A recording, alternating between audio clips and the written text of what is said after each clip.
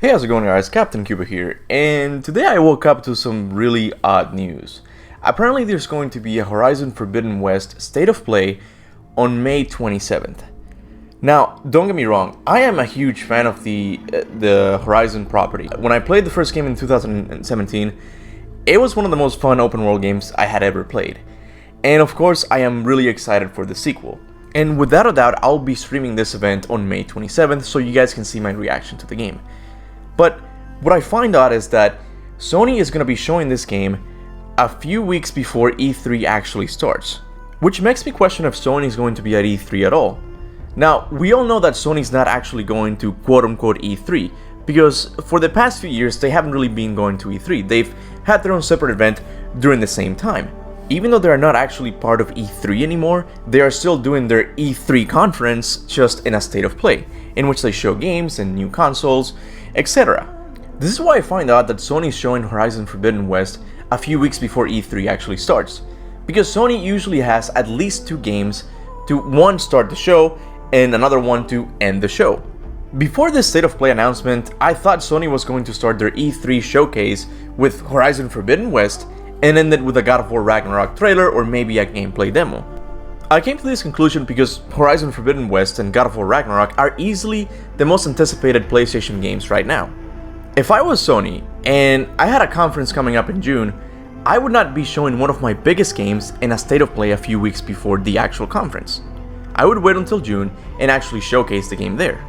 This could either mean 2 things. Number 1, Sony is not going to E3. I would find this very odd because Sony has always gone to E3. But like I said before, Sony is so big right now that they don't actually need E3 anymore. They could announce a state of play one day in advance and still millions of fans would show up to see their games. They're just that big right now. So it's possible Sony might be taking a break from this year's E3 and use that time to work on games that have been internally delayed, like God of War Ragnarok for example. The other possibility is much more of a positive one, because it might be the case that Sony doesn't even need Horizon Forbidden West to be shown at their E3 showcase. Let me explain. Sony has over 25 PlayStation 5 exclusive games in development right now.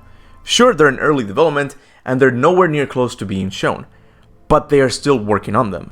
It's possible one of these games is going to take the place of Horizon Forbidden West and either start the show or close it.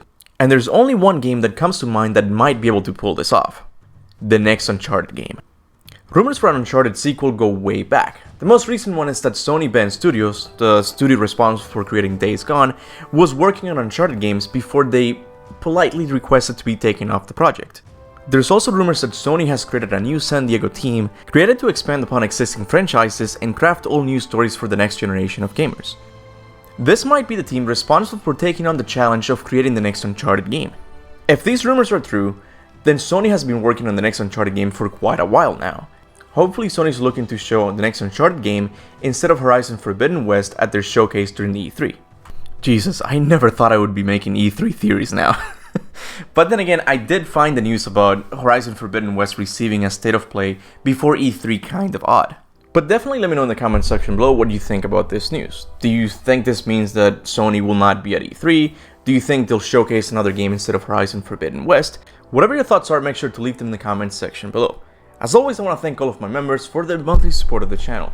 You guys are the reason I can call YouTube my job, so from the bottom of my heart, thank you. And with that said, thanks for watching, and remember, go forth in the name of Ragnarok.